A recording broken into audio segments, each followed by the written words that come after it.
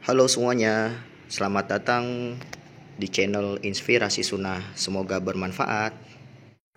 Assalamualaikum warahmatullahi wabarakatuh. Bismillahirrahmanirrahim. Alhamdulillahi rabbil alamin. Wabihi nasta'inu ala umurid dunya waddin.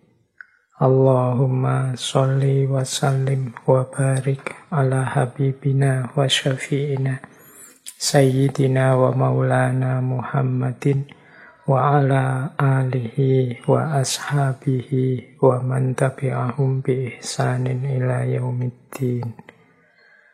Amma ba'du. Yuk kita lanjut. Berarti apa berpikir kreatif itu? Nah, nanti ada definisi tentang berpikir kreatif, baik dia sebagai satu keterampilan, atau sebagai satu perilaku, atau sebagai proses, atau sebagai guna. Jadi, apa sih berpikir kreatif itu? Berpikir kreatif adalah satu keterampilan, yaitu satu proses yang menghasilkan ide-ide, gagasan-gagasan yang baru.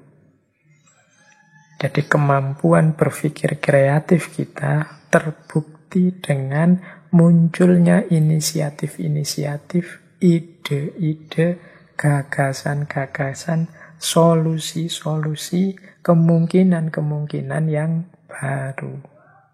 Ini namanya berpikir kreatif. Jadi kalau ada orang ingin ngecek apakah dirinya kreatif atau tidak, itu parameter paling mudah adalah mampu atau tidak dia menghasilkan ide-ide baru, gagasan-gagasan baru, solusi-solusi baru, alternatif yang belum pernah ditemukan orang sebelumnya, belum pernah muncul dalam gagasan orang lain. Ini namanya berpikir kreatif. Nah, berpikir kreatif ini membutuhkan beberapa asumsi. Yang pertama tentang perilakunya. Untuk bisa berpikir kreatif dibutuhkan orang yang punya perilaku menerima perubahan, siap menghadapi kemungkinan-kemungkinan, dan fleksibel dalam pandangan. Ini perilaku orang yang berpikir kreatif. Berarti apa loh? Orang yang tidak mau menerima perubahan, orang yang tidak siap menghadapi lahirnya kemungkinan-kemungkinan baru yang mungkin berbeda dengan yang dia kenali, dia ketahui selama ini, atau orang yang tidak fleksibel, orang yang kaku dalam berpandangan, sulit untuk masuk ke ranah berpikir kreatif ini. Disinilah nanti letaknya, akarnya yang sering kita sebut sebagai kejumutan. Kejumutan itu kekakuan, kebekuan. Ini yang membuat satu budaya, satu peradaban tidak berkembang. Kenapa? Karena manusianya tidak mau berubah. Tidak siap menghadapi kemungkinan-kemungkinan baru dan kaku dalam tata pikirnya. Menganggap bahwa yang benar ya mesti ini, cuma ini. Tidak mungkin ada yang lain. Nah, ya wis, kalau sudah perilaku berpikirnya seperti ini, tidak mungkin dia mau masuk ke ranah berpikir kreatif. Karena berpikir kreatif itu menampilkan ide-ide, gagasan-gagasan, dan kemungkinan-kemungkinan baru. Jadi prasyarat perilakunya menerima perubahan, siap menghadapi kemungkinan-kemungkinan, dan fleksibel. Ini tugas kita untuk membentuk karakter kita seperti ini. Apalagi teman-teman yang masih muda-muda, yang dituntut untuk senantiasa banyak berkreasi, menghasilkan ide-ide baru, biar tidak hanya mengikut saja, biar tidak hanya jadi follower saja terhadap senior-senior, bapak ibu, nenek-neneknya dulu. Nah, itu yang perilaku ya. Kemudian ada prasyarat prosesnya. Proses yang memungkinkan terjadinya pemikiran kreatif itu adalah dibutuhkannya ruang untuk pengembangan dan kemajuan. Maksudnya apa? Tidak mungkin orang mampu dan mau berpikir kreatif kalau ruang pengembangan dan kemajuannya ditutup. Kalau orang sudah dicegat, sudahlah, tidak usah banyak usul, sudahlah, tidak usah banyak tanya, sudahlah, tidak usah mikir macam-macam, ikuti saja apa yang sudah ada. Kalau lingkungan masyarakat kita cara berpikirnya seperti ini, ruang sosial kita pendiriannya seperti ini, ya tidak akan lahir gagasan-gagasan baru, ide-ide baru. Berarti tidak mungkin terjadi kemajuan-kemajuan. Untuk terjadi kemajuan kan harus ada gagasan-gagasan baru, harus ada alternatif-alternatif solusi hidup yang baru, yang berbeda dengan sebelumnya. Tapi kalau ruang ini sudah ditutup, ya tidak mungkin terjadi berpikir kreatif. Orang tidak boleh ngomong, orang tidak boleh usul, orang tidak boleh menyatakan ide gagasannya. Kalau menyatakan ide gagasannya yang berbeda dengan yang diyakini oleh mayoritas selama ini, dia terancam hidupnya, terancam kebebasannya, terancam kenyamanannya, dan lain sebagainya. Maka tidak mungkin lahir pemikir-pemikir kreatif. Jadi itu prasyarat prosesnya. Dan yang keempat, aspek gunanya. Dari sisi guna itu manfaatnya, berpikir kreatif itu membantu kita menemukan dan memecahkan masalah lebih cepat dan lebih mudah. Mengapa sih masalah itu terjadi? Masalah itu kan terjadi karena jawaban-jawaban lama yang semula diyakini sebagai solusi ternyata tidak menyelesaikan. Di situ kan muncul masalah. Berarti apa? Orang butuh jawaban-jawaban baru, alternatif-alternatif jawaban yang baru. Disinilah kemudian penting kemampuan berpikir yang kreatif. Itu manfaat yang pertama. Manfaat yang kedua, berpikir kreatif itu memberi perspektif-perspektif, memberi banyak tawaran untuk dipilih, untuk membuka jalan lahirnya perubahan yang lebih baik. Kalau kita berpikir kreatif itu kan tiba-tiba muncul banyak alternatif jawaban. Bisa ini, bisa itu, bisa yang sana, bisa yang... Ada problem A, ini solusinya.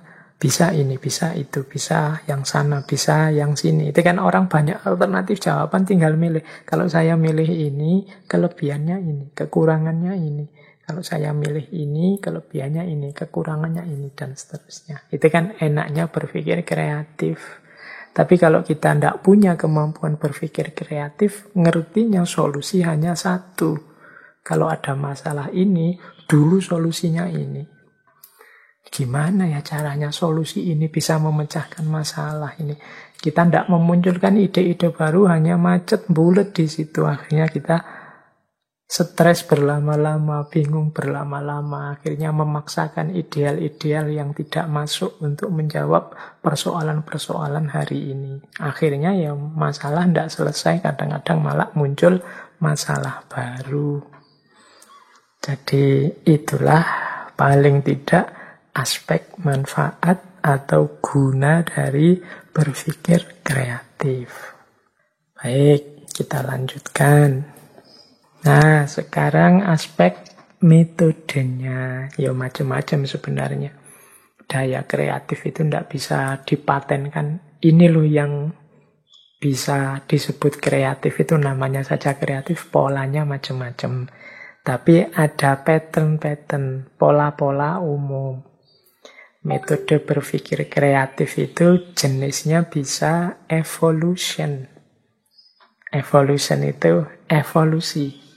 Evolusi itu mudahnya kadang-kadang pakai bahasa ilmiah itu perubahan gradual. Continuity and change. Misalnya gagasan ilmuwan siapa, kita terima, tapi kemudian kita lanjutkan. Nanti gagasan kita diterima orang, tapi dia melanjutkan versinya. Atau orang lain punya versi kebenarannya sendiri meskipun pijakannya gagasan kita. Terus begitu. Itu namanya evolution. Ada perkembangan-perkembangan. Kalau dalam dunia ilmiah sering disebut continuity and change. Melanjutkan tapi ada perubahan. Menyesuaikan dengan kondisi situasi orang yang menjalani langsung. Jadi itu namanya evolution. Perubahan-perubahan ide karena ada perubahan dinamika dalam ruang dan waktu. Misalnya saya setuju Pak gagasan sosialisme yang ini, tapi kalau untuk konteks Indonesia dia harus disesuaikan. Tidak cocok kalau langsung letterlek diterjemahkan di Indonesia. Yang penting kan nilai-nilai sosialnya masuk dan seterusnya. Itu namanya evolusi. Jadi ada perubahan-perubahan yang semakin lama semakin menyempurna sesuai dengan ruang dan waktunya. Jadi orang yang kaku tidak mungkin mau dengan model evolusi ini.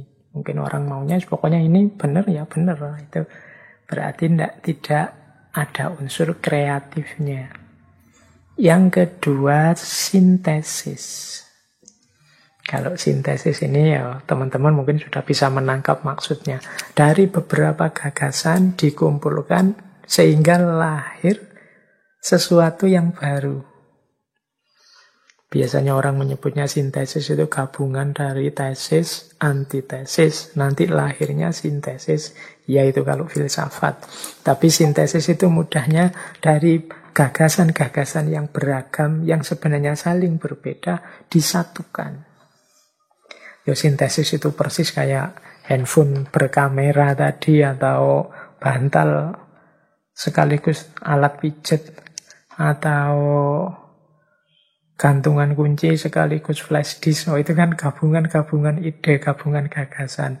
Mungkin sekarang ada sisir yang sekaligus untuk meluruskan rambut dan lain sebagainya. Itu namanya sintesis. Nah, ini ya cobalah sekali-sekali teman-teman latihan berpikir evolutif atau sintesis ini. Misalnya gagasan apa digabung dengan gagasan apa misalnya. Kayak laptop ini kan gagasan buku dengan gagasan komputer. Kemudian berpadu, lahirlah model laptop ini. Kita menyebutnya notebook. Kalau dulu notebook itu kertas, sekarang notebook itu digital modelnya. Nah, itu namanya sintesis. Boleh teman-teman latihan kreatif untuk melihat apa. Mungkin gabungan antara sandal dengan apa.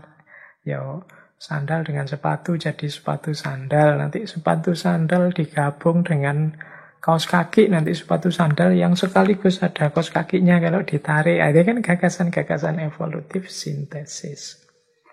Itu juga jenis berpikir kreatif.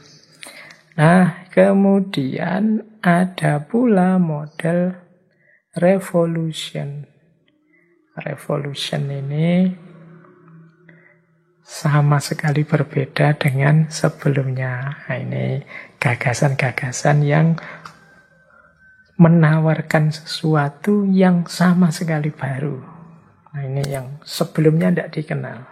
Nah, ini butuh keahlian lebih. Kita bisa melakukan revolution. Ya dulu di awal-awal modern ada banyak istilah yang berkonotasi revolusi. Misalnya dari peradaban serba agama di abad tengah digeser ke peradaban serba positif manusia yang mengembangkan akal dan sains dan industrinya. Muncul revolusi ilmiah, muncul revolusi industri, muncul banyak revolusi. Revolusi itu berarti sesuatu yang baru yang sama sekali berbeda dengan sebelumnya. Kalau pakai solusi-solusi lama ternyata masalahnya banyak. Ya sudahlah, buang saja solusi lama, kita bikin yang baru. Itu juga butuh pemikiran kreatif. Jenisnya revolusi. Ada pula yang model reapplication. Reapplication itu Reapplication itu menggunakan ulang. Maksudnya apa? Memperlakukan sesuatu dengan sudut pandang yang sama sekali baru. Tidak seperti sebelumnya. Jadi mungkin dulu sesuatu itu dianggap tabu, tidak boleh, atau bermasalah secara sosial di masyarakat, sehingga harus dibuang. Tapi sekarang diambil lagi, dipakai, tapi dengan sudut pandang yang baru. Dengan pemahaman yang berbeda. Nah, kalau dipahami seperti ini, mungkin orang tidak protes lagi. Misalnya reapplication itu, dulu orang memahami sepeda itu ya alat transportasi yang mengantarkan kita dari satu tempat ke tempat yang lain. Tapi sekarang sepeda itu banyak yang memperlakukannya tidak hanya sebagai alat transportasi, tapi sarana kesehatan, alat olahraga. Bahkan ada namanya sepeda statis. Kita sepedaan sampai capek tapi tidak pindah kemana-mana, tetap di rumah saja. Bentuknya ya persis sepeda. Itu namanya reapplication. Barangnya sama, tapi sudut pandangnya, cara kita memperlakukannya sama sekali baru. Misalnya apalagi 21 atau apa loh. Sinema, bioskop. Mungkin dulu orang menyikapi bioskop, sinema itu ya ingin ngerti ceritanya. Tapi sekarang kan kalau sekedar ingin ngerti ceritanya kan ya bisa dari laptop, bisa online, bisa macam-macam. Maka orang mungkin ke sinema, ke 21, ke bioskop-bioskop itu punya sudut pandang yang berbeda. Mungkin menikmati 3 dimensinya, atau berdua mojok sama pacarnya, bisa macam-macam. Itu contoh reapplication. Jadi sesuatunya lama tapi diperlakukan baru dengan perspektif kekinian hari ini. Yang kelima model-model kreatif itu yaitu changing direction. Changing direction ini adalah kalau diterjemahkan letterlet ya mengubah arahnya. Maksudnya changing direction itu adalah menggunakan satu ide atau satu gagasan yang semula tidak untuk itu, tapi sekarang kita pakai untuk itu. Ya wis mudahnya ginilah. Kalau teman-teman ini contoh gampang-gampangan ya, kadang-kadang teman-teman misalnya ikut acara apa lah, jagong manten atau acara yang satu gedung yang panas sekali, sumuk sekali. Kita merasa kepanasan di situ. Biasanya kan terus ada suguhan aqua itu. Karena saking panasnya terus kardusnya aqua itu kita sobek, kertasnya kita pakai untuk kipas-kipas. Loh, wong kardus itu kan tujuannya untuk bungkusnya aqua. Tapi sekarang kita pakai untuk kipas-kipas. Itu namanya changing direction. Mengubah tujuannya. Wong itu tujuannya untuk wadahnya aqua, sekarang karena terpaksa, karena sumuk, kita sobek kardusnya, kemudian kertasnya kita pakai untuk kipas-kipas. Itu padahal fungsinya bukan kipas, tapi ya karena sumuk. Ya dia sekarang kita fungsikan sebagai kipas. Ini juga salah satu jenis kreatif.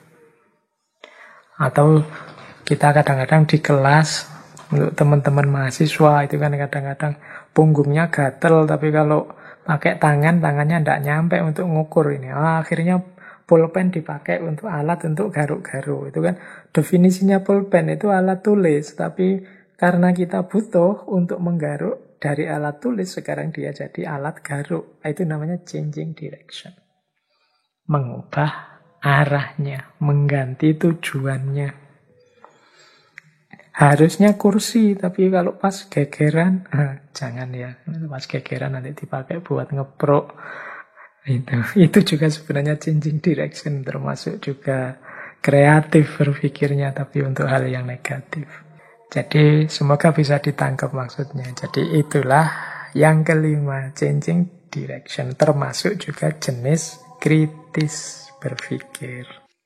Nah, ada lagi sebenarnya satu metode dalam rangka berpikir kreatif untuk menemukan solusi-solusi baru, hal-hal yang baru, yang populer, mungkin teman-teman juga sering mendengar, namanya brainstorming. Brainstorming ini biasanya dilakukan dengan mengumpulkan sebanyak mungkin ide-ide, gagasan-gagasan yang mungkin. Nggak usah peduli ini cocok apa ndak, baik apa ndak, benar apa ndak, sesuai apa ndak, masuk akal apa ndak. Pokoknya kumpulkan saja ide sebanyak mungkin, sebanyak-banyaknya. Ini namanya brainstorming. Kemudian setelah itu baru diseleksi, baru dipilih-pilih mana yang cocok, mana yang paling sesuai, ya mana yang paling relevan. Yo, rumusnya brainstorming ini ada quotes bagus yang saya bawa. The best way to have good ideas is to have lot of ideas and then throw away the bad ones.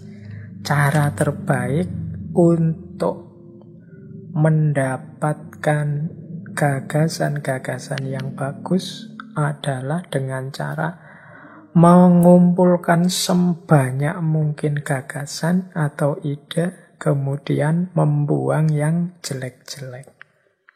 Nah, metode semacam ini namanya brainstorm. Jadi berpikir kreatif ini kan sering dipakai untuk menemukan solusi baru, melahirkan ide-ide baru yang relevan. Nah, cara yang populer antara lain brainstorming ini. Biasanya teman-teman di organisasi, lembaga-lembaga, kelompok-kelompok tertentu itu kan sering menggunakan model brainstorming ini untuk menemukan ide-ide gagasan yang baru. Biasanya dilakukan dengan cara semua orang disuruh menyampaikan ide-ide atau gagasannya. Apapun itu silahkan disampaikan. Baik atau buruk, sampaikan saja. Tidak usah mikir ini cocok apa enggak, sesuai apa enggak. Kumpulkan saja semuanya. Kalau sudah terkumpul, baru dipilih sesuai dengan standar-standar yang kita inginkan. Sampai ketemu, oh dari sekian banyak ini yang paling cocok, yang paling relevan ini. Nah itu yang diambil. Sisanya ya disisihkan. Ketemulah sesuatu yang baru, genuine, untuk mengatasi masalah, menjawab problem. Nah, itu namanya brainstorming. Terus kita lanjutkan ya. Kita kembali sebentar ke Edward de Bono tadi. Menurut beliau, salah satu teknik berpikir kreatif yang penting namanya lateral thinking. Istilah ini dipakai oleh Edward de Bono dalam bukunya The Use of Lateral Thinking. Ini kita pahami saja lateral thinking ini mudahnya seperti istilah yang sering kita pakai. Ini berpikir out of box. Jadi berpikir tidak seperti biasa. Karena kalau dipikir seperti biasa ya tidak akan ketemu yang baru. Maka kita butuh lateral thinking. Cara problem solving yang tidak terduga. Tapi efektif. Itu lateral thinking. Mungkin teman-teman pernah dengar satu cerita. Ini disampaikan juga oleh Edward de Bono. Kisah ini, kisah kalau di kita populernya ya kisahnya Nabi Sulaiman. Kalau dalam bahasa Inggris dikenal sebagai Judgment of Solomon. Ini kisahnya Nabi Sulaiman. Jadi suatu ketika ada 2 orang ibu yang pergi ke padang rumput. Masing-masing ibu ini membawa anak-anak bayinya untuk mengurusi ladang biasanya. Nah, ya karena sedang mengurusi ladang, 2 ibu ini meletakkan anak-anaknya di atas batu di dekat ladang, terus mereka berdua bekerja. Nah, ternyata 2 bayi ini saat ditinggal, tiba-tiba muncul seekor serigala yang menerkam salah satu bayi. Sehingga bayinya tinggal 1, yang 1 hilang, tewas dimakan serigala. Nah, ya sebenarnya kan biasanya ibu itu kan mengenali anak-anaknya. Tapi ibu yang kehilangan anak ini merasa mungkin karena kesedihannya atau karena gelisah, khawatir dimarahi suaminya, dia bersikukuh bahwa bayi yang ada itu anaknya. Sementara ibu yang satunya ya dia pasti hafal itu anaknya, ya tentu saja dia tidak mau. Jadi yang satu mengklaim itu anaknya, meskipun dia tahu itu sebenarnya bukan anaknya. Apalagi ibu yang satu, yang ini juga pasti yakin itu anaknya. Oh ya mestinya ya wajahnya, kemudian sosoknya itu ya seorang ibu mesti hafal. Tapi ibu yang kehilangan anak ini ngeyel itu anaknya karena mungkin dia khawatir dimarahi suaminya atau dorongan kesedihan karena ditinggal tewas oleh anaknya. Akhirnya kasus ini berlarut-larut, dibawalah sampai ke hadapan Nabi Sulaiman. Konon ceritanya sebelum sampai Nabi Sulaiman ini dibawa dulu ke ayahnya Nabi Daud. Cuma Nabi Daud juga kesulitan memutuskan karena masing-masing saling bersikukuh bahwa itu anaknya. Akhirnya Nabi Sulaiman memutuskan, sudahlah, begini saja. Biar masing-masing puas dapat bagian. Silahkan tolong saya diambilkan kapak. Biar adil, bayi ini saya belahnya saja jadi 2. Nah, begitu diambilkan kapak, ibu yang kehilangan anaknya itu diam saja. Mungkin bahkan diam-diam dia merasa puas, biarlah yang lain juga merasakan kesedihanku. Tapi ibu yang memang aslinya ibu dari anak yang mau dibelah ini, ya tentu saja tidak tega. Akhirnya ibu ini tiba-tiba meloncat ke depan bayi, kemudian bilang, sudahlah saya, karena kalau dikapak mesti mati anakku ini, ya, meskipun dibagi 2 ya buat apa. Daripada anakku mati, sudahlah, biarlah berikan bayi ini pada ibu yang satunya. Nah, melihat respon yang berbeda ini, akhirnya Nabi Sulaiman memutuskan, oh berarti anak ini memang anaknya ibu yang tidak tega bayinya terbunuh. Tidak mungkin seorang ibu tega bayinya sendiri dibunuh. Nah ini kan cara pemecahan masalah seperti ini kan tidak biasa. Jarang orang bisa berpikir sampai ke sana. Punya ide sampai sejauh itu. Nah ini yang ilustrasi dari bukunya De Bono juga, Judgment of Solomon. Ini salah satu contoh, namanya lateral thinking. Cara berpikir lateral.